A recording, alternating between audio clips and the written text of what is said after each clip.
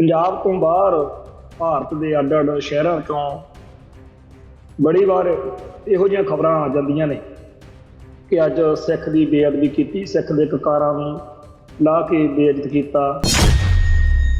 ਉਹ ਲੋਕਾਂ ਨੂੰ ਜਦੋਂ ਇਹ ਸਮਝਾਉਣ ਦਾ ਯਤਨ ਕਰੀਦਾ ਵੀ ਇਹ ਤੁਹਾਡੀ ਬੇਇੱਜ਼ਤੀ ਲਗਾਤਾਰ ਹੁੰਦੀ ਰਹੂਗੀ ਜੇਕਰ ਤੁਸੀਂ ਖਾਲਿਸਤਾਨ ਦੇ ਵਾਲੇ ਪਾਸੇ ਨਾ। ਇਹੀ ਲੋਕ ਜਿਹੜੇ ਇਸ ਵੇਲੇ ਹਿੰਦੂ ਕੱਟੜਵਾਦੀਆਂ ਦਾ ਸ਼ਿਕਾਰ ਬਣੇ ਹੋਏ ਨੇ, ਜਿਨ੍ਹਾਂ ਨੂੰ ਭਾਰਤ ਮਾਤਾ ਕੀ ਜੈ ਕਹਿ ਕੇ ਛੱਤਰ ਫੇਰਿਆ ਗਿਆ, ਤੇ ਜੇ ਇਹਨਾਂ ਨੂੰ ਪੁੱਛਿਆ ਜਾਵੇ ਵੀ ਖਾਲਿਸਤਾਨ ਦੇ ਬਾਰੇ ਤੁਹਾਡੇ ਕੀ ਵਿਚਾਰ ਆ ਤਾਂ ਇਹ ਕਹਿਣਗੇ ਕਿ ਨਹੀਂ ਜੀ, ਅਸੀਂ ਭਾਰਤ ਵਿੱਚ ਹੀ ਰਹਿਣਾ। 1988 ਦਾ ਉਹ ਦਿਨ ਚੇਤੇ ਆ ਰਿਹਾ ਜਦੋਂ ਕਰਨਾਟਕਾ ਦੇ ਬੀਦਰ ਸ਼ਹਿਰ ਦੇ ਵਿੱਚ ਹਿੰਦੂ ਕੱਟੜਵਾਦੀਆਂ ਨੇ 1988 ਨੂੰ ਹਮਲਾ ਕਰਕੇ 6 ਸਿੱਖਾਂ ਨੂੰ ਕਤਲ ਕੀਤਾ ਸੀ।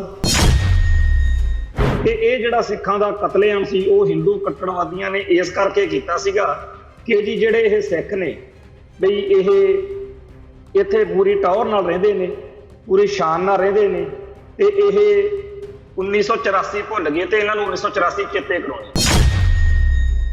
ਜਿਹੜੇ ਸਾਡੇ ਸਿੱਖ ਭਾਈਚਾਰੇ ਦੇ ਲੋਕ ਬਾਹਲੇ ਮਾਤਾ ਦਾ ਮਾਲ ਜਿਹਾ ਸਿਆਣੇ ਜੇ ਬਣ ਕੇ, ਬੁੱਧੀਜੀਵੀ ਜੇ ਬਣ ਕੇ ਦਿਖਾਉਂਦੇ ਸੀ, ਉਹਨਾਂ ਨੂੰ ਵੀ ਫਿਰ ਸਾਡੀ ਕੌਮ ਦੇ ਯੋਧਿਆਂ ਨੇ ਇਹ ਸਵਾਲ ਪੁੱਛਿਆ ਕਿ ਤੁਸੀਂ ਕਹਿੰਦੇ ਸੀ ਜੇ ਇੰਦਰਾ ਗਾਂਧੀ ਨਾ ਮਾਰਦੇ ਤਾਂ ਨਵੰਬਰ 84 'ਚ ਕਤਲੇਆਮ ਨਹੀਂ ਸੀ ਹੋਣਾ। ਹੁਣ ਦੱਸੋ ਆ ਬੀਦਰ ਸ਼ਹਿਰ ਦੇ ਵਿੱਚ ਜਿਹੜਾ ਸਿੱਖਾਂ ਉੱਤੇ ਇੰਨਾ ਭਾਰੀ ਅਤਿਆਚਾਰ ਹੋਇਆ, ਹੁਣ ਕਿਹੜਾ ਇੰਦਰਾ ਠੋਕਿਆ ਕਿ ਵੈਦਿਆ ਠੋਕਿਆ? 1988 ਦੇ ਇਸ ਘਟਨਾ ਤੋਂ ਬਾਅਦ 1 ਸਾਲ ਤੱਕ ਖਾਲਿਸਤਾਨੀ ਜੁਝਾਰੂਆਂ ਨੇ ਉਡੀਕ ਕੀਤੀ ਵੀ ਸ਼ਾਇਦ ਕੋਈ ਰਾਹ ਸਿਰਾ ਬਣ ਜਾਵੇ, ਸ਼ਾਇਦ ਕੋਈ ਇਨਸਾਫ ਦੀ ਗੱਲ ਬਣ ਜਾਵੇ। ਇਹਦਾ ਲੇਖਾ ਜੋਖਾ ਕਰਨ ਦੇ ਲਈ 10 ਨਵੰਬਰ 1999 ਨੂੰ ਥਾਪਰ ਇੰਜੀਨੀਅਰਿੰਗ ਕਾਲਜ ਜਿਹੜਾ ਪਟਿਆਲੇ ਆ, ਉੱਥੇ ਫਿਰ ਖਾਲਸੇ ਨੇ ਆਪਦਾ ਜੌਹਰ ਵਿਖਾਇਆ।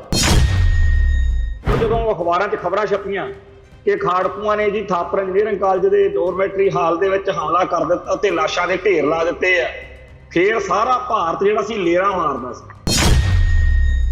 ਖਾਲਿਸਤਾਨੀ ਖਾੜਕੂ ਜਥੇਬੰਦੀਆਂ ਨੇ ਜ਼ਿੰਮੇਵਾਰੀ ਲੈ ਕੇ ਸਪਸ਼ਟ ਕਰ ਦਿੱਤਾ ਵੀ ਜਿਹੜਾ ਥਾਪਰ ਇੰਜੀਨੀਅਰਿੰਗ ਕਾਲਜ ਦੇ ਵਿੱਚ ਇਹ ਲਾਸ਼ਾਂ ਦਾ ਢੇਰ ਲੱਗਿਆ, ਇਹ ਕਦੇ ਨਹੀਂ ਸੀ ਲੱਗਣਾ। ਇਹ ਤਾਂ ਲੱਗਿਆ ਕਿਉਂਕਿ 1 ਸਾਲ ਹੋ ਗਿਆ ਸਾਨੂੰ ਉਡੀਕਦਿਆਂ ਨੂੰ ਕਿ ਬੀਦਰ ਇੰਜੀਨੀਅਰਿੰਗ ਕਾਲਜ ਦੇ ਵਿੱਚ ਮਾਰੇ ਗਏ ਬੇਦੋਸ਼ੀ ਸਿੱਖਾਂ ਦਾ ਕੋਈ ਲੇਖਾ ਕਰੋਗੇ। ਅਸੀਂ ਤੁਹਾਨੂੰ ਇਹ ਦੱਸ ਦਿੰਦੇ ਹਾਂ ਕਿ ਜੇਕਰ ਪੰਜਾਬ ਤੋਂ ਬਾਹਰ ਕਿਸੇ ਸਿੱਖ ਵੱਲ ਕੋਈ ਟੇਢੀ ਅੱਖ ਨਾਲ ਵੀ ਝਾਕੂਗਾ ਤਾਂ ਅਸੀਂ ਪੰਜਾਬ ਦੀ ਧਰਤੀ ਉੱਤੇ ਗੈਰ ਸਿੱਖਾਂ ਦਾ ਆਹ ਹਾਲ ਕਰਾਂਗੇ। ਟੀਵੀ 84 ਉੱਤੇ ਪ੍ਰੋਗਰਾਮ ਖਬਰ ਦੀ ਖਬਰ ਦੇਖ ਰਹੇ ਸਾਰੇ ਦਰਸ਼ਕਾਂ ਨੂੰ ਮੈਂ ਸਾਜਿਦ ਸਿੰਘ ਘੁਮਾਣ ਫਤਿਹ ਅਰਜ਼ ਕਰਦਾ ਜੀ। ਵਾਹਿਗੁਰੂ ਜੀ ਕਾ ਖਾਲਸਾ, ਵਾਹਿਗੁਰੂ ਜੀ ਕੀ ਫਤਿਹ। ਪੰਜਾਬ ਤੋਂ ਬਾਹਰ ਭਾਰਤ ਦੇ ਅੱਡ-ਅੱਡ ਸ਼ਹਿਰਾਂ ਚੋਂ ਬੜੀ ਵਾਰ ਇਹੋ ਜਿਹੀਆਂ ਖਬਰਾਂ ਆ ਜਾਂਦੀਆਂ ਨੇ ਕਿ ਅੱਜ ਸਿੱਖ ਦੀ ਬੇਅਦਬੀ ਕੀਤੀ, ਸਿੱਖ ਦੇ ਕਕਾਰਾਂ ਨੂੰ ਲਾ ਕੇ ਬੇਇੱਜ਼ਤ ਕੀਤਾ, ਜਾਂ ਇਸ ਤਰ੍ਹਾਂ ਦੀਆਂ ਹੋਰ ਘਟਨਾਵਾਂ ਵਾਪਰਦੀਆਂ। ਇਹਨਾਂ ਘਟਨਾਵਾਂ ਦੇ ਉੱਤੇ ਜਦੋਂ ਪ੍ਰਤੀਕਿਰਿਆ ਕਰਦੇ ਹਾਂ ਅਸੀਂ ਵੀ ਇਹਨਾਂ ਹੀ ਸਿੱਖਾਂ ਨੂੰ ਪੁੱਛ ਕੇ ਦੇਖ ਲਓ ਵੀ ਖਾਲਿਸਤਾਨ ਚਾਹੀਦਾ, ਤਾਂ ਇਹੀ ਲੋਕ ਜਿਹੜੇ ਇਸ ਵੇਲੇ ਹਿੰਦੂ ਕੱਟੜਵਾਦੀਆਂ ਦਾ ਸ਼ਿਕਾਰ ਬਣੇ ਹੋਏ ਨੇ, ਜਿਨ੍ਹਾਂ ਨੂੰ ਭਾਰਤ ਮਾਤਾ ਕੀ ਜੈ ਕਹਿ ਕੇ ਛੱਤਰ ਫੇਰਿਆ ਗਿਆ, ਤੇ ਜੇ ਇਹਨਾਂ ਨੂੰ ਪੁੱਛਿਆ ਜਾਵੇ ਵੀ ਖਾਲਿਸਤਾਨ ਦੇ ਬਾਰੇ ਤੁਹਾਡੇ ਕੀ ਵਿਚਾਰ ਆ ਤਾਂ ਇਹ ਕਹਿਣਗੇ ਕਿ ਨਹੀਂ ਜੀ, ਅਸੀਂ ਭਾਰਤ ਵਿੱਚ ਹੀ ਰਹਿਣਾ। ਤੇ ਜਿਨ੍ਹਾਂ ਸਿੱਖਾਂ ਦੀ ਪੱਗ ਲਹੀ ਦੇਖ ਕੇ ਜਾਂ ਉਹਨਾਂ ਦੀ ਬੇਇੱਜ਼ਤੀ ਹੁੰਦੀ ਦੇਖ ਕੇ ਅਸੀਂ ਦਰਦ ਨਾਲ ਭਰ ਜਾਂਦੇ ਹਾਂ, ਉਹ ਲੋਕਾਂ ਨੂੰ ਜਦੋਂ ਇਹ ਸਮਝਾਉਣ ਦਾ ਯਤਨ ਕਰੀਦਾ ਵੀ ਇਹ ਤੁਹਾਡੀ ਬੇਇੱਜ਼ਤੀ ਲਗਾਤਾਰ ਹੁੰਦੀ ਰਹੂਗੀ ਜੇਕਰ ਤੁਸੀਂ ਖਾਲਿਸਤਾਨ ਦੇ ਵਾਲੇ ਪਾਸੇ ਨਾ ਆਏ। ਜੇ ਤੁਹਾਡਾ ਆਪਦਾ ਘਰ ਮਜ਼ਬੂਤ ਹੋਵੇ, ਜੇ ਤੁਹਾਡੇ ਪੇਕੇ ਘਰ ਮਜ਼ਬੂਤ ਹੋਵੇ, ਤਾਂ ਫਿਰ ਚਾਹੇ ਸਾਰੇ ਸੰਸਾਰ 'ਚ ਜਿੱਥੇ ਮਰਜ਼ੀ ਰਹੋ, ਉਸ ਮੁਲਕ ਦੇ ਉਸ ਥਾਂ ਦੇ ਲੋਕਾਂ ਨੂੰ ਇਹ ਪਤਾ ਹੋਊ ਕਿ ਇਹਨਾਂ ਦੇ ਮਗਰ ਇਹਨਾਂ ਦਾ ਮੁਲਕ ਖੜਾ। ਇਸ ਵੇਲੇ ਜਿਹੜਾ ਇੰਡੀਆ ਉਹ ਸਿੱਖਾਂ ਨੂੰ ਜਲੀਲ ਕਰਵਾ ਕੇ, ਸਿੱਖਾਂ ਦੇ ਛੱਤਰ ਫੇਰ ਕੇ ਸਿੱਖਾਂ ਨੂੰ ਹਿੰਦੂਤਵ ਦੇ ਘੁਰਨੇ 'ਚ ਵਾੜਨਾ ਚਾਹੁੰਦਾ। ਤੋ ਇਸ ਕਰਕੇ ਭਾਈ ਤੁਸੀਂ ਖਾਲਿਸਤਾਨ ਦੀ ਹਮਾਇਤ ਕਰੋ, ਤਾਂ ਵੀ ਉਹ ਕੋਈ ਗੱਲ ਬਹੁਤੀ ਤਰੀਕੇ ਨਾਲ ਸੁਣਦੇ ਨੇ। ਇਹ ਜੋ ਕੁਛ ਅੱਜ ਮੈਂ ਕਹਿ ਰਿਹਾ, ਇਹਦਾ ਕਾਰਨ ਇਹ ਆ ਕਿ ਅੱਜ ਦਾ ਜਿਹੜਾ ਇਤਿਹਾਸ ਆ, ਅੱਜ ਦਾ ਜਿਹੜਾ ਦਿਨ ਆ 15 ਸਤੰਬਰ, ਉਹਦੇ ਵਿੱਚ 1988 ਦਾ ਉਹ ਦਿਨ ਚੇਤੇ ਆ ਰਿਹਾ ਜਦੋਂ ਕਰਨਾਟਕਾ ਦੇ ਬੀਦਰ ਸ਼ਹਿਰ ਦੇ ਵਿੱਚ ਸ਼੍ਰੋਮਣੀ ਗੁਰਦੁਆਰਾ ਪ੍ਰਬੰਧਕ ਕਮੇਟੀ ਦਾ ਜਿਹੜਾ ਵਿਦਿਅਕ ਅਦਾਰਾ ਵਾ ਖਾਲਸਾ ਕਾਲਜ, ਉੱਥੇ ਇੱਕ ਇੰਜੀਨੀਅਰਿੰਗ ਕਾਲਜ ਵੀ ਆ। ਉਸ ਇੰਜੀਨੀਅਰਿੰਗ ਕਾਲਜ ਦੇ ਵਿੱਚ ਉੱਥੇ ਹਿੰਦੂ ਕੱਟੜਵਾਦੀਆਂ ਨੇ 1988 ਨੂੰ ਹਮਲਾ ਕਰਕੇ 6 ਸਿੱਖਾਂ ਨੂੰ ਕਤਲ ਕੀਤਾ ਸੀ ਤੇ ਬਹੁਤ ਵੱਡੀ ਲੁੱਟ ਮਾਰ ਹੋਈ ਸੀ, ਸਾੜ ਫੂਕ ਹੋਈ ਸੀ। ਖੂਹਾਂ ਦੇ ਵਿੱਚੋਂ ਕਈ ਦਿਨ ਬਾਅਦ ਵਿੱਚ ਲਾਸ਼ਾਂ ਮਿਲਦੀਆਂ ਰਹੀਆਂ। ਤੇ ਇਹ ਜਿਹੜਾ ਸਿੱਖਾਂ ਦਾ ਕਤਲੇਆਮ ਸੀ ਉਹ ਹਿੰਦੂ ਕੱਟੜਵਾਦੀਆਂ ਨੇ ਇਸ ਕਰਕੇ ਕੀਤਾ ਸੀਗਾ ਕਿ ਜੀ ਜਿਹੜੇ ਇਹ ਸਿੱਖ ਨੇ ਬਈ ਇਹ ਇੱਥੇ ਪੂਰੀ ਟੌਰ ਨਾਲ ਰਹਿੰਦੇ ਨੇ, ਪੂਰੀ ਸ਼ਾਨ ਨਾਲ ਰਹਿੰਦੇ ਨੇ, ਤੇ ਇਹ 1984 ਭੁੱਲ ਗਏ ਤੇ ਇਹਨਾਂ ਨੂੰ 1984 ਚੇਤੇ ਕਰਾਉਣੀ। ਤੁਸੀਂ ਇਹ ਗੱਲ ਹੁਣ ਦੇ ਸੋਸ਼ਲ ਮੀਡੀਆ ਦੇ ਜ਼ਮਾਨੇ ਵਿੱਚ ਬੜੀ ਚੰਗੀ ਤਰ੍ਹਾਂ ਸੁਣੀ ਹੋਣੀ ਹੈ। ਜਦੋਂ ਕਿਸਾਨ ਸੰਘਰਸ਼ ਚੱਲਿਆ ਜਾਂ ਜਦੋਂ ਵੀ ਕੋਈ ਹੋਰ ਸਰਗਰਮੀ ਹੁੰਦੀ ਆ, ਉਸ ਟਾਈਮ ਇਹ ਗੱਲ ਸਿੱਖਾਂ ਦੇ ਕੰਨਾਂ 'ਚ ਕਿਸੇ ਨਾ ਕਿਸੇ ਰੂਪ ਦੇ ਵਿੱਚ ਪੈਂਦੀ ਆ। ਤੇ ਜੇਕਰ ਕੋਈ ਹੋਰ ਗੱਲਬਾਤ ਵੀ ਹੋ ਜਾਵੇ ਤਾਂ ਸੋਸ਼ਲ ਮੀਡੀਆ ਦੇ ਉੱਤੇ, ਟਵਿੱਟਰ ਦੇ ਉੱਤੇ ਜਾਂ ਹੋਰ ਜਿਹੜੇ WhatsApp Facebook ਦੇ ਗਰੁੱਪ ਨੇ, ਉਹਨਾਂ ਵਿੱਚ ਹਿੰਦੂ ਤਵੀਏ ਇਹ ਲਿਖ ਰਹੇ ਹੁੰਦੇ ਆ ਕਿ ਇਹਨਾਂ ਨੂੰ 84 ਚੇਤੇ ਕਰਾਉਣੀ ਪੈਣੀ। 1984 ਦੇ ਵਿੱਚ ਜਦੋਂ ਸਾਰੇ ਭਾਰਤ ਵਿੱਚ ਤੇ ਖਾਸ ਤੌਰ ਤੇ ਦਿੱਲੀ ਦੇ ਵਿੱਚ ਸਿੱਖਾਂ ਦੀ ਨਸਲਕੁਸ਼ੀ ਹੋਈ, ਇੱਕ ਤਰਫਾ ਕਤਲੇਆਮ ਹੋਇਆ, ਉਸ ਗੱਲ ਨੂੰ ਬਾਰ-ਬਾਰ ਦੁਹਰਾ ਕੇ ਸਿੱਖਾਂ ਦੇ ਜ਼ਖਮਾਂ ਤੇ ਲੂਣ ਵੀ ਮਲਿਆ ਜਾਂਦਾ, ਸਿੱਖਾਂ ਨੂੰ ਜਲੀਲ ਵੀ ਕੀਤਾ ਜਾਂਦਾ ਤੇ ਸਿੱਖਾਂ ਨੂੰ ਦਹਿਸ਼ਤ ਜ਼ਿਆਦਾ ਕਰਨ ਦੀ ਕੋਸ਼ਿਸ਼ ਵੀ ਕੀਤੀ ਜਾਂਦੀ। ਧੰਨ ਨੇ ਉਹ ਸਿੱਖ ਜਿਹੜੇ ਇਸ ਹਿੰਦੂ ਕੱਟੜਵਾਦ ਦੇ ਸਾਹਮਣੇ ਡਟ ਕੇ ਖੜੇ, ਜਿਨ੍ਹਾਂ ਨੇ 1984 ਦੇ ਇਸ ਕਤਲੇਆਮ ਤੋਂ ਬਾਅਦ ਹੱਥਾਂ 'ਚ ਹਥਿਆਰ ਲੈ ਕੇ ਦੁਸ਼ਮਣਾਂ ਦੀ ਹਿੱਕ 'ਚ ਗੋਲੀਆਂ ਠੋਕੀਆਂ, ਜਿਨ੍ਹਾਂ ਨੇ ਇਹ ਨਹੀਂ ਦੇਖਿਆ ਕਿ ਹੁਣ ਇੰਦਰਾ ਦੇ ਮਰਨ ਤੋਂ ਬਾਅਦ ਐਡਾ ਭਾਰੀ ਕਤਲੇਆਮ ਹੋ ਗਿਆ ਤੇ ਕਿਤੇ ਹੋਰ ਕੌਮ ਹੁੰਦੀ ਤਾਂ ਉਹਨੇ ਦੜ ਜੀ ਵੱਟ ਜਾਣੀ ਸੀ। ਪਰ ਸਿੱਖਾਂ ਨੇ ਉਦੋਂ ਬਾਅਦ ਵਿੱਚ ਵੈਦਿਆਂ ਨੂੰ ਸੋਧਾ ਲਾਇਆ। ਸਾਨੂੰ ਫਖਰ ਆ ਉਹਨਾਂ ਸਾਰੇ ਸੂਰਵੀਰ ਯੋਧਿਆਂ ਤੇ, ਸਾਡੇ ਭਰਾਵਾਂ ਉੱਤੇ, ਸਾਡੇ ਉਹਨਾਂ ਨੌਜਵਾਨਾਂ ਦੇ ਉੱਤੇ ਜਿਨ੍ਹਾਂ ਨੇ ਧਾਰਮਿਕ ਹਿੱਤ ਸੀਸ ਵਾਰੇ ਤੇ ਜਿਨ੍ਹਾਂ ਨੇ ਹਿੰਦੂ ਕੱਟੜਵਾਦੀ ਹਿੱਕ ਦੇ ਉੱਤੇ ਝੰਡਾ ਗੱਡਿਆ। ਅੱਜ ਜਦੋਂ ਮੁਸਲਮਾਨਾਂ ਦੇ ਨਾਲ ਕਦੇ ਕੋਈ ਹਿੰਦੂ ਬੈਠੇ, ਅੱਜ ਉਹਨੂੰ ਹੀਣਤਾ ਦਾ ਅਹਿਸਾਸ ਅੱਜ ਵੀ ਤੰਗ ਕਰਦਾ ਕਿ ਬੀਤੀਆਂ ਸਦੀਆਂ ਦੇ ਵਿੱਚ ਮੁਸਲਮਾਨਾਂ ਨੇ, ਇਸਲਾਮ ਨੂੰ ਮੰਨਣ ਵਾਲਿਆਂ ਨੇ ਹਿੰਦੂ ਭਾਈਚਾਰੇ ਉੱਤੇ ਜੋ ਜ਼ੁਲਮ ਕੀਤੇ, ਅਸੀਂ ਉਹਨਾਂ ਦਾ ਬਦਲਾ ਨਹੀਂ ਲੈ ਸਕੇ। ਇਹ ਗੱਲ ਹਿੰਦੂਆਂ ਨੂੰ ਅੱਜ ਵੀ ਜਲੀਲ ਕਰਦੀ ਹੈ। ਪਰ ਖਾਲਸੇ ਨੇ ਕਦੇ ਵੀ ਕੋਈ ਬਹੁਤਾ ਲੰਬਾ ਚੌੜਾ ਹਿਸਾਬ ਰੱਖਿਆ ਨਹੀਂ। ਜਿਹੜਾ ਵੀ ਚੜ੍ਹ ਕੇ ਆਇਆ ਉਹਦਾ ਲੇਖਾ ਕੀਤਾ ਜ਼ਰੂਰ, ਚਾਹੇ ਉਹ ਮੁਗਲ ਸੀ, ਚਾਹੇ ਪਠਾਨ ਸੀ, ਚਾਹੇ ਅਫਗਾਨ ਸੀ, ਤੇ ਚਾਹੇ ਉਹ ਹਿੰਦੂ ਸੀ, ਤੇ ਚਾਹੇ ਗੋਰੇ ਸੀ, ਤੇ ਚਾਹੇ ਕਾਲੇ ਸੀ।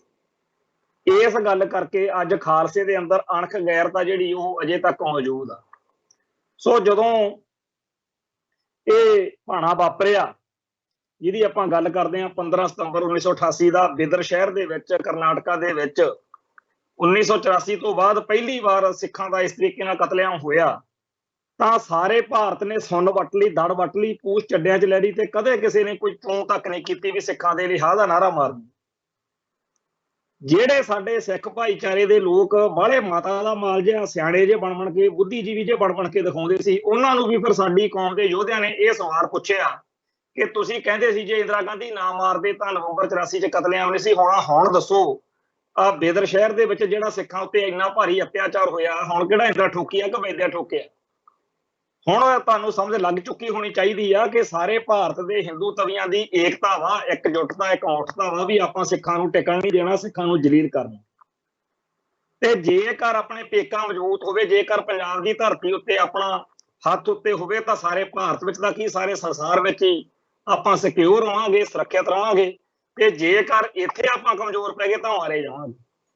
ਸੋ ਜਿਹੜੇ ਬਾਹਲੇ ਵੱਡੇ ਗੁਣੀ ਗਿਆਨੀ, ਆਪਦੇ ਆਪ ਨੂੰ ਵਿਦਵਾਨ, ਖਾਸ ਤੌਰ ਤੇ ਆ ਜਿਹੜੇ ਸਿਆਸੀ ਭਲਵਾਨ ਨੇ, ਇਹਨਾਂ ਸਾਰਿਆਂ ਦੀ ਬੋਲਤੀ ਬੰਦ ਹੋਈ ਪਈ ਸੀ ਕਿ 1988 ਦੇ ਇਸ ਸਿੱਖਾਂ ਦੇ ਕਤਲੇਆਮ ਦੀ ਕੀ ਜਸਟੀਫਿਕੇਸ਼ਨ ਦੇਈ। ਉਹਨਾਂ ਦਿਨਾਂ ਦੇ ਵਿੱਚ ਸਿੱਖ ਨੌਜਵਾਨਾਂ ਦੇ ਅੰਦਰ ਇੱਕ ਲੱਟ ਲਾਂਭੂ ਗਲਦੇ ਸੀ ਤੇ ਜਿਹੜੇ ਭਾਰਤ ਮਾਤਾ ਕੀ ਜੈ ਵਾਲੇ ਸੀ, ਉਹਨਾਂ ਨੂੰ ਚਾਅ ਚੜਿਆ ਪਿਆ ਸੀ ਕਿ ਸਿੱਖਾਂ ਦੇ ਵਧੀਆ ਬੇਇੱਜ਼ਤੀ ਹੋਈ, ਸਿੱਖਾਂ ਨੂੰ ਜਲੀਲ ਹੋਣਾ ਪੈ ਰਿਹਾ, ਸਿੱਖਾਂ ਦਾ ਕਤਲੇਆਮ ਹੋ ਰਿਹਾ ਤੇ ਕੋਈ ਸੁਣਵਾਈ ਨਹੀਂ ਹੋ ਰਹੀ। ਸਾਰਾ ਭਾਰਤ ਇੱਕ ਪਾਸੇ ਖੜਾ ਸੀ ਤੇ ਇੱਕ ਪਾਸੇ ਇੱਕ ਨਿੱਕੀ ਜਿਹੀ ਕੌਮ ਦੇ ਉਹਦੇ ਵੀ ਬਹੁਤ ਛੋਟਾ ਜਿਹਾ ਹਿੱਸਾ ਹੱਥਾਂ ਤੇ ਹਥਿਆਰ ਲੈ ਕੇ ਜਿਹੜਾ ਲੜ ਰਿਹਾ ਸੀ। ਤੇ ਉਹ ਇੱਕ ਚੁਣੌਤੀ ਸੀ, ਇੱਕ ਚੈਲੰਜ ਸੀ ਕਿ ਸਿੱਖ ਇਸ ਗੱਲ ਦਾ ਹੁਣ ਕਿਵੇਂ ਜਵਾਬ ਦੇਣਗੇ। ਸਾਰੇ ਭਾਰਤ ਵਿੱਚ, ਖਾਸ ਤੌਰ ਤੇ ਹਰਿਆਣੇ, ਰਾਜਸਥਾਨ ਤੇ ਹੋਰਨਾਂ ਸੂਬਿਆਂ ਦੇ ਵਿੱਚ, ਜਿਹਨੂੰ ਗਊ ਪੱਟੀ ਕਿਹਾ ਜਾਂਦਾ, ਕਾਓ ਬੈਲਟ ਜਿਹਨੂੰ ਕਿਹਾ ਜਾਂਦਾ, ਇੱਥੇ ਵਸਣ ਵਾਲੇ ਸਿੱਖਾਂ ਦਾ ਬਹੁਤ ਔਖਾ ਹੋਇਆ ਪਿਆ ਸੀ। 1988 ਦੇ ਇਸ ਘਟਨਾ ਤੋਂ ਬਾਅਦ 1 ਸਾਲ ਤੱਕ ਖਾਲਿਸਤਾਨੀ ਜੁਝਾਰੂਆਂ ਨੇ ਉਡੀਕ ਕੀਤੀ ਵੀ ਸ਼ਾਇਦ ਕੋਈ ਰਾਹ ਸਿਰਾ ਬਣ ਜਾਵੇ, ਸ਼ਾਇਦ ਕੋਈ ਇਨਸਾਫ ਦੀ ਗੱਲ ਬਣ ਜਾਵੇ। ਪਰ ਜਦੋਂ ਨਾ ਗੱਲ ਬਣੀ ਤਾਂ ਫਿਰ ਇਹਦਾ ਲੇਖਾ ਜੋਖਾ ਕਰਨ ਦੇ ਲਈ 10 ਨਵੰਬਰ 1999 ਨੂੰ ਥਾਪਰ ਇੰਜੀਨੀਅਰਿੰਗ ਕਾਲਜ ਜਿਹੜਾ ਪਟਿਆਲੇ ਹੈ, ਉੱਥੇ ਫਿਰ ਖਾਲਸੇ ਨੇ ਆਪਦਾ ਜੌਹਰ ਵਿਖਾਇਆ। ਤੇ ਉਹ ਜਦੋਂ ਅਖਬਾਰਾਂ 'ਚ ਖਬਰਾਂ ਛਪੀਆਂ ਕਿ ਖਾੜਕੂਆਂ ਨੇ ਜੀ ਥਾਪਰ ਇੰਜੀਨੀਅਰਿੰਗ ਕਾਲਜ ਦੇ ਡੋਰਮੈਟਰੀ ਹਾਲ ਦੇ ਵਿੱਚ ਹਮਲਾ ਕਰ ਦਿੱਤਾ ਤੇ ਲਾਸ਼ਾਂ ਦੇ ਢੇਰ ਲਾ ਦਿੱਤੇ ਆ, ਫਿਰ ਸਾਰਾ ਭਾਰਤ ਜਿਹੜਾ ਸੀ ਲੇਰਾਂ ਮਾਰਦਾ ਸੀ। ਤੇ ਸਾਡੇ ਇੱਥੇ ਪੰਜਾਬ ਦੇ ਵਿੱਚ ਵੀ ਜਿਹੜੇ ਪੂਰਾ 1 ਸਾਲ ਦੜ ਵੱਟ ਕੇ ਬੈਠੇ ਰਹੇ ਸੀ, ਉਹਨਾਂ ਨੂੰ ਵੀ ਉਦੋਂ ਫਿਰ ਨਿੰਦਿਆ ਚੇਤੇ ਆ ਗਈ ਵੀ ਬੜਾ ਮਾੜਾ ਹੋ ਗਿਆ ਜੀ, ਬਹੁਤ ਗਲਤ ਵਾਪਰ ਗਿਆ ਜੀ, ਇਹ ਤਾਂ ਬਹੁਤ ਔਖਾ ਹੋ ਗਿਆ। ਪਰ 5-4 ਦਿਨਾਂ ਦੇ ਅੰਦਰ ਅੰਦਰ ਸਾਰੇ ਭਾਰਤ ਦੇ ਸਿੱਖਾਂ ਨੂੰ ਜਿਹੜੇ ਪੰਜਾਬ ਤੋਂ ਬਾਹਰ ਬੈਠੇ ਸੀ, ਉਹਨਾਂ ਨੂੰ ਲੱਗਿਆ ਕਿ ਆਲੇ ਦੁਆਲੇ ਦੇ ਵਿੱਚ ਜਿਹੜੇ ਹਿੰਦੂ ਸਾਨੂੰ ਪਹਿਲਾਂ ਡੇਲੇ ਜੇ ਕੱਢ ਕੱਢ ਕੇ ਡਰਾਉਂਦੇ ਹੁੰਦੇ ਸੀਗੇ, ਉਹਨਾਂ ਦੀ ਨਜ਼ਰ ਬਦਲੀ ਪਈ ਆ। ਹੁਣ ਉਹਨਾਂ ਨੂੰ ਉਸ ਅਕਲ ਆਈ ਲੱਗਦੀ ਹੈ। ਖਾਲਿਸਤਾਨੀ ਖਾੜਕੂ ਜਥੇਬੰਦੀਆਂ ਨੇ ਜ਼ਿੰਮੇਵਾਰੀ ਲੈ ਕੇ ਸਪਸ਼ਟ ਕਰ ਦਿੱਤਾ ਵੀ ਜਿਹੜਾ ਥਾਪਰ ਇੰਜੀਨੀਅਰਿੰਗ ਕਾਲਜ ਦੇ ਵਿੱਚ ਇਹ ਲਾਸ਼ਾਂ ਦਾ ਢੇਰ ਲੱਗਿਆ, ਇਹ ਕਦੇ ਨਹੀਂ ਸੀ ਲੱਗਣਾ। ਇਹ ਤਾਂ ਲੱਗਿਆ ਕਿਉਂਕਿ 1 ਸਾਲ ਹੋ ਗਿਆ ਸਾਨੂੰ ਉਡੀਕਦਿਆਂ ਨੂੰ ਕਿ ਬਿਦਰ ਇੰਜੀਨੀਅਰਿੰਗ ਕਾਲਜ ਦੇ ਵਿੱਚ ਮਾਰੇ ਗਏ ਬੇਦੋਸ਼ੀ ਸਿੱਖਾਂ ਦਾ ਕੋਈ ਲੇਖਾ ਕਰੋਗੇ। ਪਰ ਅੱਜ ਅਸੀਂ ਤੁਹਾਨੂੰ ਇਹ ਦੱਸ ਦਿੰਦੇ ਹਾਂ ਕਿ ਜੇਕਰ ਪੰਜਾਬ ਤੋਂ ਬਾਹਰ ਕਿਸੇ ਸਿੱਖ ਵੱਲ ਕੋਈ ਟੇਢੀ ਅੱਖ ਨਾਲ ਵੀ ਝਾਕੂਗਾ ਤਾਂ ਅਸੀਂ ਪੰਜਾਬ ਦੀ ਧਰਤੀ ਉੱਤੇ ਗੈਰ ਸਿੱਖਾਂ ਦਾ ਆਹ ਹਾਲ ਕਰਾਂਗੇ।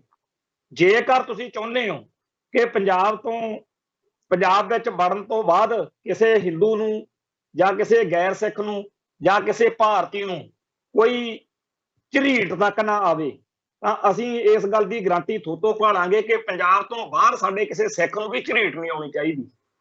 ਜੇਕਰ ਪੰਜਾਬ ਵਿੱਚ ਅਸੀਂ ਲੜ ਰਹੇ ਹਾਂ, ਸਾਡੀ ਲੜਾਈ ਤੁਹਾਡੇ ਨਾਲ ਆ, ਹਥਿਆਰਬੰਦ ਖਾੜਕੂ ਅਸੀਂ ਆ, ਤੁਸੀਂ ਦੋਡੋ ਕੋਲ ਵੀ ਹਥਿਆਰ, ਉਹ ਸਾਡੇ ਨਾਲ ਲੜੋ। ਪਰ ਜਿਹੜਾ ਆਮ ਸਿੱਖ ਵਾ, ਜਿਹੜਾ ਰੋਟੀ ਰੋਜੀ ਕਮਾਉਣ ਲਈ ਬੰਬੇ, ਦਿੱਲੀ, ਕੈਨੇਡਾ, ਬੰਬੇ, ਦਿੱਲੀ, ਕੇਰਲਾ, ਤਾਮਿਲਨਾਡੂ, ਕਲਕੱਤਾ ਜਾਂ ਕਿਸੇ ਵੀ ਹੋਰ ਥਾਂ ਤੇ ਗਿਆ ਹੋਇਆ, ਕੋਈ ਨੌਕਰੀ ਕਰਦਾ, ਉਹਦੇ ਹਵਾ ਵੱਲ ਝਾਕਣ ਦੀ ਕੋਈ ਲੋੜ ਨਹੀਂ। ਜੇ ਐਡਾ ਹੀ ਜਿਗਰਾ ਹੈਗਾ ਫਿਰ ਸਾਡੇ ਨਾਲ ਹੱਥਾਂ ਲਾਓ। ਸੋ ਖਾੜਕੂਆਂ ਨੇ ਉਸ ਮੌਕੇ ਪੰਜਾਬ ਦੀ ਅਣਖ ਗੈਰਤ ਦਾ ਪੂਰਾ ਪ੍ਰਗਟਾਵਾ ਕਰਦਿਆਂ ਹੋਇਆਂ, ਪ੍ਰਤੀਨਿਧਤਾ ਕਰਦਾ ਹੋਇਆਂ, ਸਾਰੇ ਭਾਰਤ ਦੇ ਸਿੱਖਾਂ ਦੀ ਸੁਰੱਖਿਆ ਦੀ ਜ਼ਿੰਮੇਵਾਰੀ ਇੱਕ ਤਰੀਕੇ ਨਾਲ ਲਈ। ਆ ਜਿਹੜੇ ਅੱਜ ਸਿਆਸੀ ਪਹਿਲਵਾਨ ਫੜਾ ਮਾਰਦੇ ਫਿਰਦੇ ਆ, ਸਭ ਉਦੋਂ ਇਹ ਦੜ ਵੱਟ ਗਏ ਸੀ। ਤੇ ਸਾਰੇ ਭਾਰਤ ਦੇ ਵਿੱਚ ਥਾਂ ਥਾਂ ਦੇ ਉੱਤੇ ਲਾਲਿਆਂ ਨੇ ਇਕੱਠੇ ਹੋ ਕੇ ਮੀਟਿੰਗਾਂ ਕੀਤੀਆਂ ਕਿ ਜੇ ਪੰਜਾਬ ਦੇ ਵਿੱਚ ਆਪਦੇ ਭਾਈਚਾਰੇ ਨੂੰ ਬਚਾਉਣਾ ਤਾਂ ਸਾਨੂੰ ਇਹ ਕੰਮ ਕਰਨਾ ਪਊਗਾ ਤੇ ਸਾਨੂੰ ਇੱਥੇ ਵਸਦੇ ਸਿੱਖਾਂ ਦੀ ਕਦਰ ਕਰਨੀ ਪਊਗੀ। ਸੋ ਇਸ ਤਰੀਕੇ ਨਾਲ ਖਾੜਕੂ ਲਹਿਰ ਦੌਰਾਨ ਵਾਪਰੇ ਇਸ ਘਟਨਾਕ੍ਰਮ ਨੇ ਬਿਦਰ ਕਾਂਡ ਤੇ ਥਾਪਰ ਇੰਜੀਨੀਅਰਿੰਗ ਕਾਂਡ, ਇਹਨਾਂ 2 ਕਾਂਡਾਂ ਨੇ ਇੱਕ ਨੈਰੇਟਿਵ, ਇੱਕ ਗੱਲ ਸਾਹਮਣੇ ਲੈ ਕੇ ਆਂਦੀ ਵੀ ਇੱਕ ਤਾਂ ਉਹ ਲੋਕ ਨੇ ਜਿਹੜੇ ਸਿੱਖਾਂ ਦੀ ਸੁਰੱਖਿਆ ਦੀ ਗਰੰਟੀ ਕਰਨ ਵਾਲਾ ਖਾਲਿਸਤਾਨ ਸਿਰਜਣਾ ਚਾਹੁੰਦੇ, ਇੱਕ ਉਹ ਲੋਕ ਨੇ ਜਿਹੜੇ ਇਹਦੇ ਖਿਲਾਫ ਖੜੇ ਨੇ, ਚਾਹੇ ਉਹ ਸਿੱਖ ਨੇ, ਚਾਹੇ ਉਹ ਗੈਰ ਸਿੱਖ ਨੇ, ਚਾਹੇ ਉਹ ਜੋ ਮਰਜ਼ੀ। ਕਿਹਨੇ ਕਿੱਧਰ ਖੜਨਾ ਇਹ ਉਹਦੀ ਆਪਦੀ ਮਨ ਦੀ ਮੌਜ ਆ। ਪਰ ਇੱਕ ਗੱਲ ਦੀ ਗਰੰਟੀ ਹੋ ਚੁੱਕੀ ਆ ਕਿ ਸਿੱਖ ਅਤੇ ਸਿੱਖੀ ਤਾਂ ਬਚਣਗੇ ਜੇ ਖਾਲਿਸਤਾਨ ਸਿਰਜਿਆ ਜਾਊਗਾ।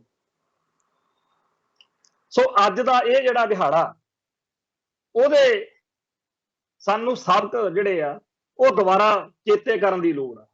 ਸਾਡੇ ਬਹੁਤ ਸਾਰੇ ਸਰੋਤਿਆਂ ਨੂੰ, ਬਹੁਤ ਸਾਰੇ ਪਾਠਕਾਂ ਨੂੰ ਇਸ ਘਟਨਾਕ੍ਰਮ ਦਾ, ਇਹਨਾਂ ਗੱਲਾਂ ਨੂੰ ਸੁਣਨ ਤੋਂ ਬਾਅਦ ਦੁਬਾਰਾ ਚੇਤੇ ਆ ਗਿਆ ਹੋਣਾ ਕਿ ਹਾਂ ਉਦੋਂ ਕਿੰਨਾ ਮਾੜਾ ਵਾਪਰਿਆ ਸੀ ਤੇ ਕਿਵੇਂ ਫਿਰ ਸਿੰਘਾਂ ਨੇ 1 ਸਾਲ ਬਾਅਦ ਬਿਦਰ ਕਾਂਡ ਦੇ ਬਦਲੇ ਵਿੱਚ ਥਾਪਰ ਇੰਜੀਨੀਅਰਿੰਗ ਕਾਲਜ ਦੇ ਵਿੱਚ ਕਾਰਵਾਈ ਕੀਤੀ ਸੀ। ਖੈਰ, ਅਸੀਂ ਮਨੁੱਖੀ ਜਾਨਾਂ ਦੇ ਜਾਣ ਦੇ ਉੱਤੇ ਕੋਈ ਬਹੁਤੇ ਖੁਸ਼ ਨਹੀਂ ਹੋ ਸਕਦੇ, ਪਰ ਸਾਨੂੰ ਗੁਰੂ ਪਾਤਸ਼ਾਹ ਨੇ ਇਹ ਵੀ ਸਿਖਾਇਆ ਬਈ ਜਦੋਂ ਸਾਰੇ ਹੀਲੇ ਵਸੀਲੇ ਮੁੱਕ ਜਾਣ ਉਦੋਂ ਹੱਥ 'ਚ ਤਲਵਾਰ ਚੱਕਣੀ ਬਿਲਕੁਲ ਜਾਇਜ਼ ਆ। ਸੋ ਜਦੋਂ ਗੁਰੂ ਦੇ ਪਿਆਰੇ ਖਾਲਸੇ ਦੇ ਕੋਲੇ ਕੋਈ ਰਾਹ ਨਹੀਂ ਸੀ ਬਚਿਆ, ਉਦੋਂ ਸਿੰਘਾਂ ਨੇ ਜੁਝਾਰੂ ਬਿਰਤੀ ਅਪਣਾਈ ਸੀ।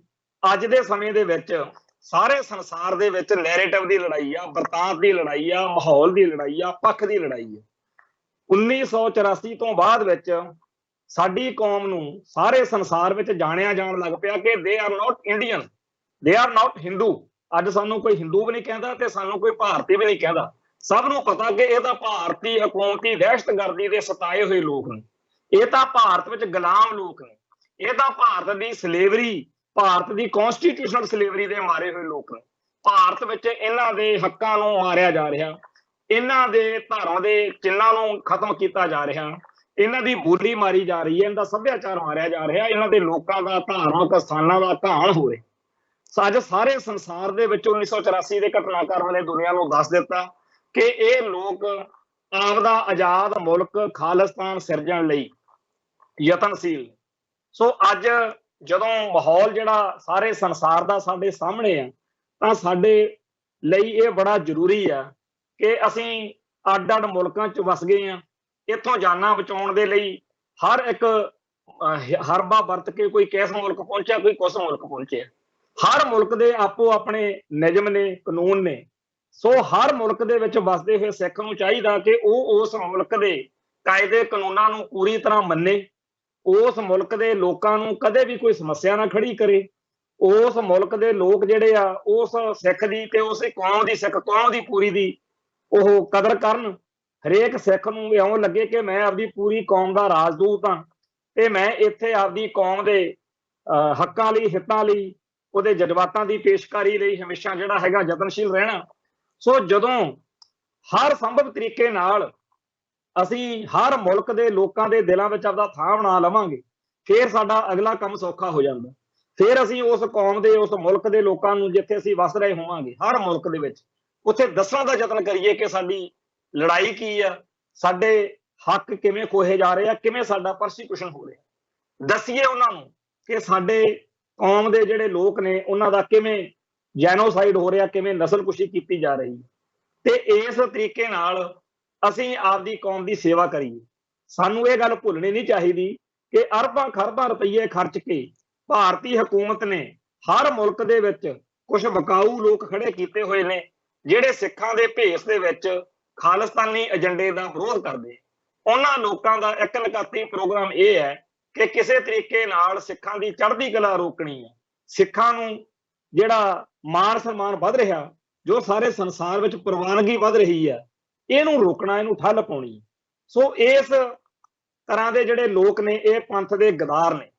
ਸਾਡੀ ਬਦਕਿਸਮਤੀ ਆ ਕਿ ਬਾਦਲ ਕਿਆਂ ਕਰਕੇ, ਅਕਾਲੀਆਂ ਕਰਕੇ, ਅਕਾਲ ਤਖਤ ਸਾਹਿਬ ਅਤੇ ਸ਼੍ਰੋਮਣੀ ਕਮੇਟੀ ਸਮੇਤ ਸਿੱਖਾਂ ਦੀਆਂ ਵੱਡੀਆਂ ਸੰਸਥਾਵਾਂ ਜਿਹੜੀਆਂ ਨੇ, ਉੱਥੇ ਵੀ ਖਾਲਸਾਈ ਜਿਹੜੀ ਸੋਚ ਆ ਉਹਦਾ ਬੋਲਬਾਲਾ ਨਹੀਂ ਰਿਹਾ। ਸਾਡੇ ਸਾਹਮਣੇ ਸਪਸ਼ਟ ਜੀ ਲਕੀਰ ਆ ਕਿ ਅਸੀਂ ਖਾਲਸਾ ਜੀ ਦੇ ਬੋਲਬਾਲੇ ਕਰਨੇ ਆ ਕਿ ਅਸੀਂ ਹਿੰਦੂਤਵਾ ਦੇ ਬੋਲਬਾਲੇ ਕਰਨੇ। ਜਿਹੜੇ ਲੋਕ ਖਾਲਿਸਤਾਨ ਦੇ ਵਿਰੋਧ ਵਿੱਚ ਡਟੇ ਹੋਏ ਨੇ ਉਹ ਹਿੰਦੂਤਵਾ ਦੇ ਬੋਲਬਾਲੇ ਕਰਨਾ ਚਾਹੁੰਦੇ। ਜਿਹੜੇ ਲੋਕ ਖਾਲਸਾ ਜੀ ਦੇ ਬੋਲਬਾਲੇ ਚਾਹੁੰਦੇ ਆ ਉਹ ਤਾਂ ਖਾਲਿਸਤਾਨ ਦੇ ਹਮੇਤੀ ਨੇ। ਜੇਕਰ ਖਾਲਸੇ ਦੇ ਬੋਲਬਾਲੇ ਕਰਨ ਵਾਲਿਆਂ ਦੀ ਅਕਾਲ ਤਖਤ ਸਾਹਿਬ ਉੱਤੇ ਚੜ੍ਹਤ ਹੁੰਦੀ ਤਾਂ ਹੁਣ ਨੂੰ ਕਦੋਂ ਦਾ ਇੱਕ ਐਲਾਨ ਹੋ ਚੁੱਕਿਆ ਹੋਣਾ ਚਾਹੀਦਾ ਸੀ ਕਿ ਜਿਹੜੇ ਖਾਲਸੇ ਦੇ ਬੋਲਬਾਲਿਆਂ ਦੇ ਖਿਲਾਫ ਨੇ, ਜਿਹੜੇ ਖਾਲਸਾ ਰਾਜ ਦੇ ਖਿਲਾਫ ਨੇ, ਜਿਹੜੇ ਸਿੱਖਾਂ ਦੀ ਚੜ੍ਹਦੀ ਕਲਾ ਵਾਲਾ ਖਾਲਿਸਤਾਨ ਸਿਰਜਣ ਦੇ ਖਿਲਾਫ ਨੇ, ਉਹਨਾਂ ਨੂੰ ਸਿੱਖ ਕਹਾਉਣ ਦਾ ਹੱਕ ਹੀ ਨਹੀਂ। ਪਰ ਕਮਾਲ ਦੀ ਬਾਤ ਹੈ ਕਿ ਜਿਹੜੇ ਲੋਕ ਭਾਰਤੀ ਹਕੂਮਤੀ ਤੰਤਰ ਦਾ ਹਿੱਸਾ ਬਣ ਕੇ ਸਿੱਖਾਂ ਦੀ ਅੱਡਰੀ ਆਜ਼ਾਦ ਹੋਂਦ ਹਸਤੀ ਦਾ ਭੋਗ ਪਾਉਣ ਦੀਆਂ ਸਾਜ਼ਿਸ਼ਾਂ 'ਚ ਹਿੱਸੇਦਾਰ ਨੇ। ਕੋਈ RSS ਵਿੱਚ ਵੜਿਆ ਹੋਇਆ ਸਿੱਖ, ਕੋਈ ਮੋਦੀ ਦਾ ਝੰਡਾ ਚੱਕੀ ਫਿਰਦਾ ਸਿੱਖ, ਕੋਈ ਕਾਂਗਰਸ ਦਾ ਸਿੱਖ, ਤੇ ਕੋਈ ਗਿਆਨੀ ਜੈਲ ਸਿੰਘ ਰਾਸ਼ਟਰਪਤੀ ਬਣਿਆ ਫਿਰਦਾ, ਕੋਈ ਭਾਰਤ ਦਾ ਮਨਮੋਹਨ ਸਿੰਘ ਪ੍ਰਧਾਨ ਮੰਤਰੀ ਬਣਿਆ ਫਿਰਦਾ, ਕੋਈ ਜਿਹੜਾ ਹੋਰ ਬਰਾੜ ਆ, ਕੋਈ ਦਿਆਲ ਆ, ਕੋਈ ਘੋਟਣਾ ਆ, ਕੋਈ KPS ਗਿੱਲ ਆ, ਕੋਈ ਫਲਾਨਾ ਬਰਾੜ ਆ। ਇਹ ਸਾਰੇ ਦੇ ਸਾਰੇ ਨਾਲੇ ਤਾਂ ਸਿੱਖੀ ਅਤੇ ਸਿੱਖਾਂ ਦੀਆਂ ਜੜ੍ਹਾਂ ਵੱਢਦੇ ਆ, ਨਾਲੇ ਇਹ ਖਾਲਸੇ ਦੇ ਖਿਲਾਫ ਭੁਗਤਦੇ ਆ, ਤੇ ਨਾਲ ਦੀ ਨਾਲ ਇਹ ਕਹਿੰਦੇ ਅਸੀਂ ਸਿੱਖ ਵੀ। ਜੇਕਰ ਇਹਨਾਂ ਕੋਲੋਂ ਸਿੱਖ ਹੋਣ ਦਾ ਹੱਕ ਹੁਣ ਤੱਕ ਵਾਪਸ ਨਹੀਂ ਲਿਆ ਜਾ ਗਿਆ ਤਾਂ ਇਹ ਸਾਨੂੰ ਮੰਨ ਲੈਣਾ ਚਾਹੀਦਾ ਕਿ ਇਸ ਵੇਲੇ ਸਾਡੇ ਲਈ ਹਾਲਾਤ ਬੜੇ ਖਤਰਨਾਕ ਨੇ, ਕਿਉਂਕਿ ਅਸੀਂ ਤਾਂ ਆਪਦੇ ਕੌਮ ਦੇ ਦੁਸ਼ਮਣਾਂ ਨੂੰ ਦੁਸ਼ਮਣ ਕਹਾਉਣ ਵਾਲਾ ਥਾਂ ਆ ਜਿਹੜਾ ਅਕਾਲ ਤਖਤ ਸਾਹਿਬ, ਉੱਥੇ ਵੀ ਸਾਡੀ ਪਹੁੰਚ ਨਹੀਂ ਹੈ। ਅਸੀਂ ਤਾਂ ਇਸ ਗੱਲੋਂ ਹੀ ਬੜੇ ਆਪਦੇ ਆਪ ਨੂੰ ਖੁਸ਼ਨਸੀਬ ਸਮਝਦੇ ਹਾਂ ਕਿ ਪੰਜਾਬ ਦਾ ਬੁੱਚੜ KPS ਗਿੱਲ ਜਦੋਂ ਉਹ ਮਰਿਆ ਉਦੋਂ ਅਕਾਲ ਤਖਤ ਸਾਹਿਬ ਤੋਂ ਇਹ ਹੁਕਮਨਾਮਾ ਹੋ ਗਿਆ ਕਿ ਇਹਦੇ ਭੋਗ ਤੇ, ਇਹਦੀਆਂ ਮਰਗ ਦੀਆਂ ਰਸਮਾਂ ਤੇ ਕੋਈ ਸਿੱਖ ਨਹੀਂ ਜਾਵੇਗਾ। ਉਦੋਂ ਬਾਦਲ ਦਾ ਕਸੂਤਾ ਫਸਿਆ ਹੋਇਆ ਸੀ ਕਿਉਂਕਿ ਚੱਬੇ ਵਾਲੇ ਸਰਬੱਤ ਖਾਲਸਾ ਦੇ ਵਿੱਚ ਇੱਕ ਜਥੇਦਾਰਾਂ ਦਾ ਨਵਾਂ ਸੈੱਟ ਪੈਦਾ ਹੋ ਗਿਆ ਸੀ ਜਿਹਨੂੰ ਖਾਲਸਾ ਪੰਥ ਦੀ ਪੂਰਨ ਸਹਿਮਤੀ ਪ੍ਰਵਾਨਗੀ ਸੀ। ਬੇਸ਼ੱਕ ਅੱਜ ਉਹਨਾਂ ਜਥੇਦਾਰਾਂ ਨੇ ਜਾਂ ਉਹਨਾਂ ਲੋਕਾਂ ਨੇ ਆਪਦੀ ਜਿਹੜੀ ਆ ਉਹ ਭੱਲ ਉਹ ਗਵਾ ਲਈ ਆ, ਪਰ ਉਹਨਾਂ ਦਿਨਾਂ ਦੇ ਵਿੱਚ ਪੂਰੀ ਬੱਲੇ ਬੱਲੇ ਸੀ। ਇਸ ਕਰਕੇ ਜਿਹੜਾ ਜਥੇਦਾਰ ਗੁਰਬਚਨ ਸਿੰਘ ਸੀ ਉਹਨੇ ਵੀ ਪਹਿਲਾਂ ਹੀ ਉਹਨਾਂ ਤੋਂ ਇਹ ਬਿਆਨ ਜਾਰੀ ਕਰਤਾ ਵੀ KPS ਗੱਲ ਦੇ ਪ੍ਰੋਗਰਾਮਾਂ 'ਚ ਕੋਈ ਨਾ ਜਾਵੇ। पर होना यह चाहिए कि ਜਿਹੜੇ ਲੋਕ ਸਿੱਖੀ ਦੀ ਚੜ੍ਹਦੀ ਕਲਾ ਲੋਚਣ ਵਾਲਿਆਂ ਦੇ ਖਿਲਾਫ ਡਟੇ ਹੋਏ ਨੇ ਉਹਨਾਂ ਨੂੰ ਘਰਾਂ ਚੋਂ ਲੱਭ ਕੇ ਮਾਰਦੇ ਆ, ਜਿਹੜੇ ਉਹਨਾਂ ਦੀ ਹੋਂਦ ਹਸਤੀ ਮਟਾਉਣੀ ਚਾਹੁੰਦੇ ਆ, ਉਹ ਸਾਰਿਆਂ ਤੋਂ ਸਿੱਖ ਹੋਣ ਦਾ ਹੱਕ ਜਿਹੜਾ ਹੈਗਾ ਉਹ ਖੋਹ ਲਿਆ ਜਾਵੇ। ਸੋ ਜਿਹੜਾ ਬੀਤੇ ਦੌਰ ਦੇ ਵਿੱਚ ਸਵਰਨੇ ਘੋਟਣੇ ਵਰਗੇ, ਸਮੇਤ ਸੈਣੀ ਵਰਗੇ ਜਾਂ ਹੋਰ ਨੇ, ਇਹਨਾਂ ਦੇ ਭੋਗਾਂ ਉੱਤੇ ਜਾਂ ਇਹਨਾਂ ਦੇ ਪ੍ਰੋਗਰਾਮਾਂ ਉੱਤੇ ਵੀ ਇਹ ਰੋਕ ਲੱਗਣੀ ਚਾਹੀਦੀ ਸੀ, ਜਿਹੜੀ KPS ਗਿੱਲ ਵੇਲੇ ਲੱਗੀ। ਸਾਨੂੰ ਯਾਦ ਆ ਜਦੋਂ ਪੰਚਕੂਲੇ ਦੇ ਵਿੱਚ ਰਹਿਣ ਵਾਲੇ ਜਿਹੜਾ ਰਣਜੀਤ ਸਿੰਘ ਦਿਆਰ ਸੀ ਜਨਰਲ, ਜਿਹੜਾ 1984 ਮੌਕੇ ਕੁਲਦੀਪ ਸਿੰਘ ਬਰਾੜ ਦੇ ਨਾਲ ਹੀ ਸੀਗਾ, ਉਸ ਦੇ ਮਰਨ ਤੋਂ ਬਾਅਦ ਪੰਚਕੂਲੇ ਦੇ ਗੁਰਦੁਆਰੇ ਵਾਲਿਆਂ ਨੇ ਉਹਨਾਂ ਨੂੰ ਭੋਗ ਦੇ ਲਈ ਉਥੋਂ ਮਨਾ ਕਰ ਦਿੱਤਾ, ਤਾਂ ਸਾਰੇ ਸੰਸਾਰ ਨੇ ਵਧੀਆ ਮੰਨਿਆ ਸੀ ਵੀ ਠੀਕ ਆ। ਜਦੋਂ ਉਹ ਸਿੱਖ ਗੁਰਧਾਮਾਂ ਦੇ ਉੱਤੇ ਹਮਲਾ ਕਰਨ ਗਿਆ, ਕਹਿੰਦੇ ਉਹਦੇ ਟੱਬਰ ਵਾਲੇ ਕਹਿੰਦੇ ਜੀ ਉਹ ਤਾਂ ਹੁਕਮ ਵਜਾਉਂਦਾ ਸੀ। ਹੁਕਮ ਵਜਾਓ ਭਾਈ ਫਿਰ ਦਿੱਲੀ ਦਰਬਾਰ ਦਾ। ਜਦੋਂ ਤੁਸੀਂ ਦਿੱਲੀ ਦੇ ਤਖਤ ਵੱਲ ਖੜੇ ਹੋ, ਜਦੋਂ ਤੁਸੀਂ ਹਿੰਦੂ ਤੱਤ ਵੱਲ ਖੜੇ ਹੋ, ਫਿਰ ਤੁਸੀਂ ਖਾਲਸੇ ਤੇ ਗੁਰੂ ਗ੍ਰੰਥ ਸਾਹਿਬ ਤੋਂ ਜਾਂ ਪਾਠ ਕਰਾ ਕੇ ਤੁਸੀਂ ਲੈਣਾ ਕੀ ਹੈ? ਆ ਸਵਰਨਾ ਘੋਟਣਾ ਜਦੋਂ ਮਰਿਆ, ਇਹਦਾ ਟੱਬਰ ਵੀ ਉੱਥੇ ਗੁਰਦੁਆਰੇ 'ਚ ਪਾਠ ਕਰਾਉਣ ਨੂੰ ਫਿਰੇ, ਉਸ ਦਿਨ ਉੱਥੇ ਵੀ ਸੰਗਤਾਂ ਨੇ ਵਿਰੋਧ ਕੀਤਾ। ਸੋ ਇਹ ਜਿਹੜੇ ਲੋਕ ਸਿੱਖੀ ਦੀਆਂ, ਸਿੱਖਾਂ ਦੇ ਉਲਟ ਚੱਲਣ ਵਾਲੀਆਂ ਸਾਜ਼ਿਸ਼ਾਂ 'ਚ ਹਿੱਸਾ ਰਹਿੰਦੇ, ਇਹਨਾਂ ਲੋਕਾਂ ਦੇ ਬਾਰੇ ਅੱਜ ਤੱਕ ਸਪਸ਼ਟ ਜੇ ਨਿਰਣਾ ਨਹੀਂ ਹੋ ਸਕਿਆ, ਤਾਂ ਆਪਾਂ ਨੂੰ ਇਸ ਗੱਲ ਦਾ ਅਹਿਸਾਸ ਹੋ ਜਾਣਾ ਚਾਹੀਦਾ ਕਿ ਸਾਡੇ ਲਈ ਹਾਲਾਤ ਕਿੰਨੇ ਕਸੂਤੇ ਆ।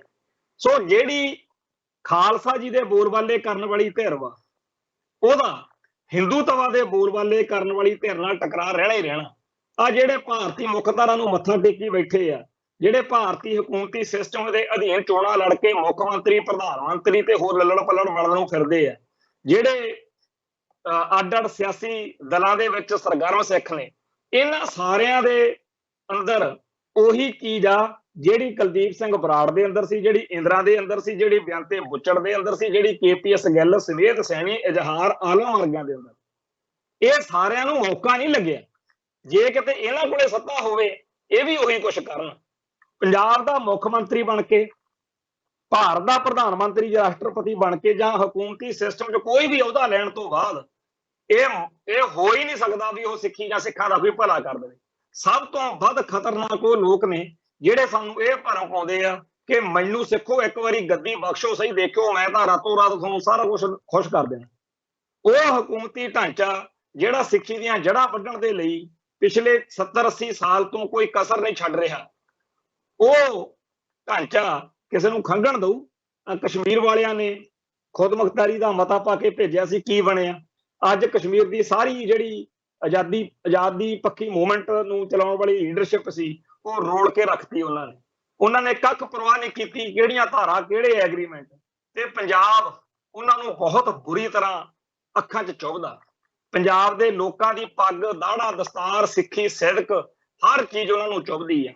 ਉਹ ਕਹਿੰਦੇ ਆ ਕਿ ਕਦੋਂ ਉਹ ਮੌਕਾ ਲੱਭੇ ਵੀ ਜਿਹੜੇ ਸਿੱਖ ਸਿੱਖੀ ਦੀ ਚੜ੍ਹਦੀ ਕਲਾ ਲਈ ਸੀਸ ਤਲੀ ਤੇ ਧਰਨ ਤੱਕ ਜਾਣ ਵਾਲੇ ਨੇ, ਉਹਨਾਂ ਦਾ ਤਾਂ ਉਹ ਕਤਲੇਆਮ ਕੀਤਾ ਜਾਵੇ ਤੇ ਖਾਕੀ ਵਰਦੀ ਪਾ ਕੇ ਉਹਨਾਂ ਦੇ ਮੁਕਾਬਲੇ ਬਣਾਏ ਜਾਣ, ਤੇ ਉਹਨਾਂ ਦਾ ਇਹ ਜਿਹੜਾ ਕਤਲੇਆਮ ਉਹ ਸਰਕਾਰੀ ਤੌਰ ਤੇ ਜਾਇਜ਼ ਮੰਨਿਆ ਜਾਵੇ ਕਿ ਤਾਂ ਜੀ ਕ੍ਰਿਮੀਨਲ ਬੰਦੇ ਸੀ, ਅਸੀਂ ਮਾਰਤੇ।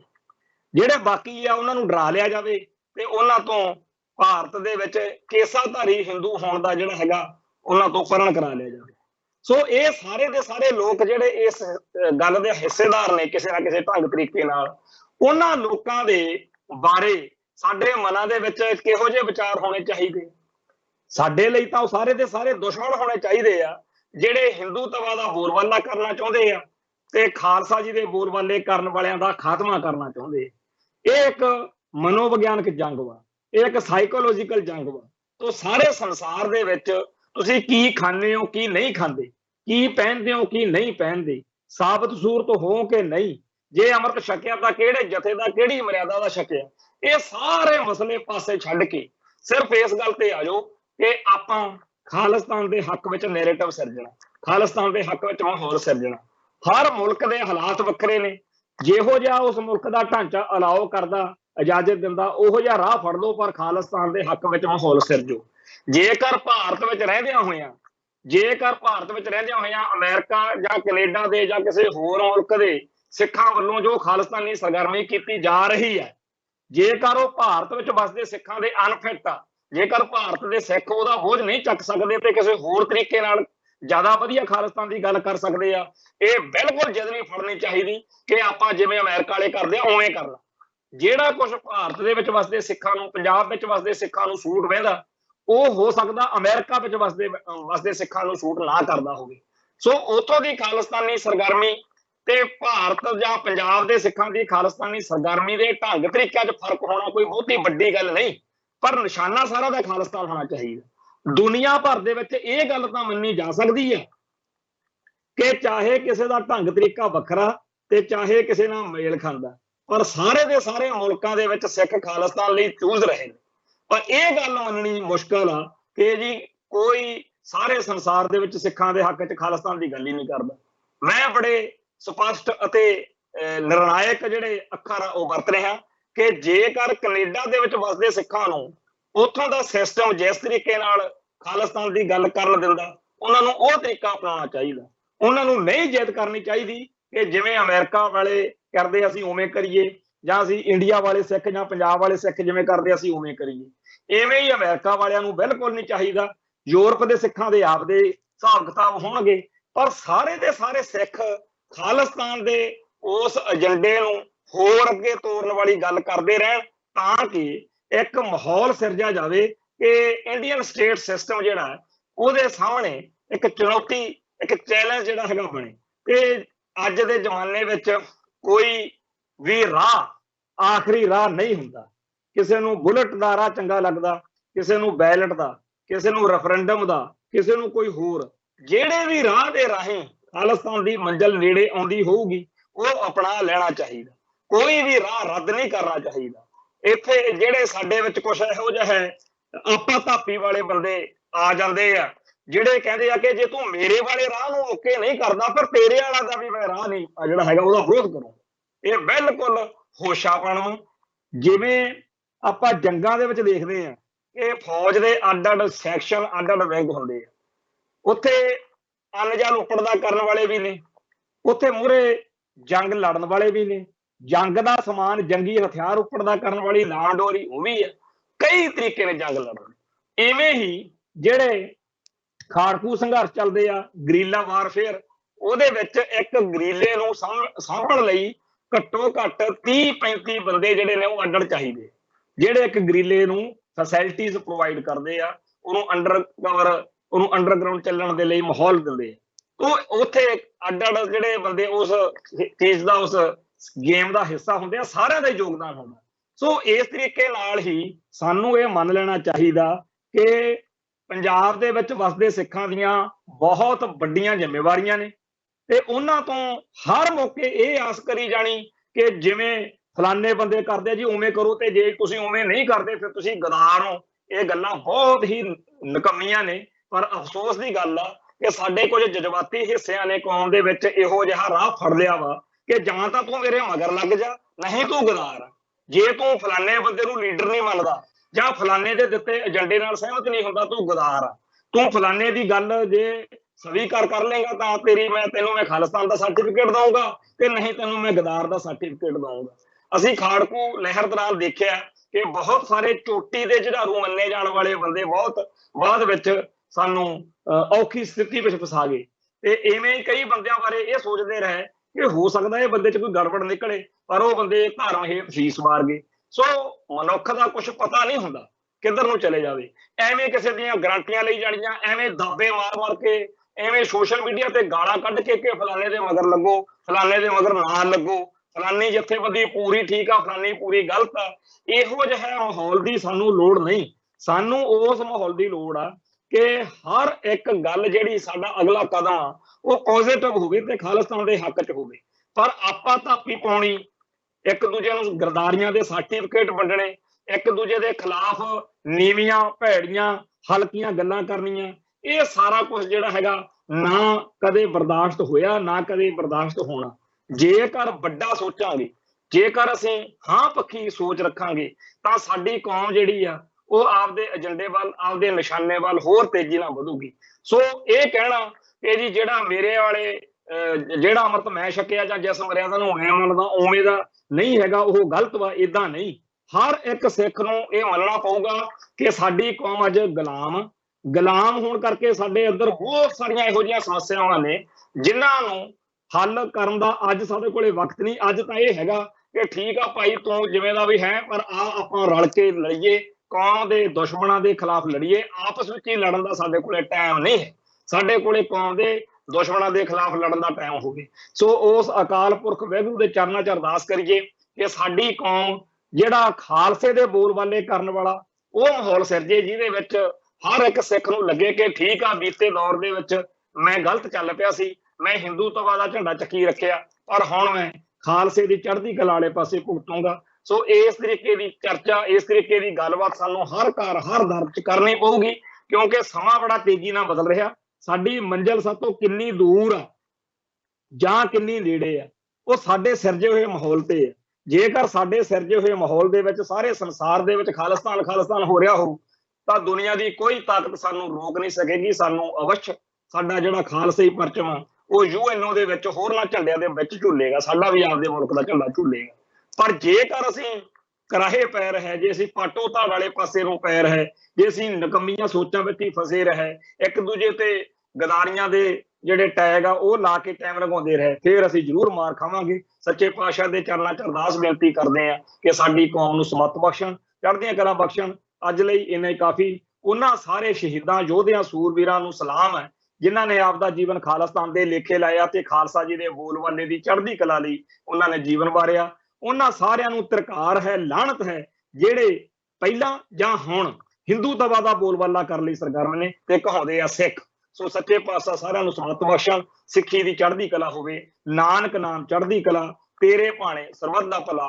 ਵਾਹਿਗੁਰੂ ਜੀ ਕਾ ਖਾਲਸਾ, ਵਾਹਿਗੁਰੂ ਜੀ ਕੀ ਫਤਿਹ।